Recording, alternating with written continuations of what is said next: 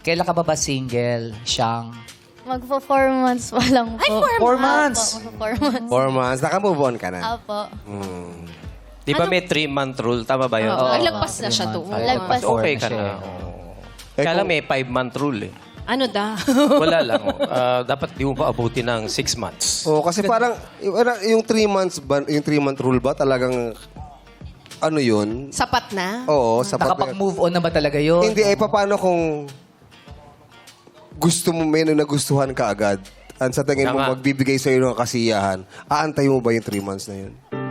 Paano kung mawala yung guy agad?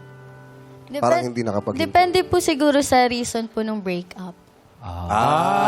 Meron palang ganun, ano? Ano ba yung reason ng ano nyo? Cheating po. Cheating. Matagal ba kayo? Po, 3 years po. Matagal na, 3 years. Oh. Oo. Sino ba nag-cheat? Gumagawa sa cheat please, cheat. Oo, baka bill out na. Hindi, kung ayaw mo i-share, okay lang ha. Huwag na yan. Oh. Basta mahalaga alam natin, cheating ang naging Yes, ang issue ng hiwalayan. paghiwalay nila. Oo. Pero sino nga? Hindi. Huwag mo na kayo. Mamaya, malalaman natin. Sasabihin sa atin ni Erica. Mga Yes. kwento na yan.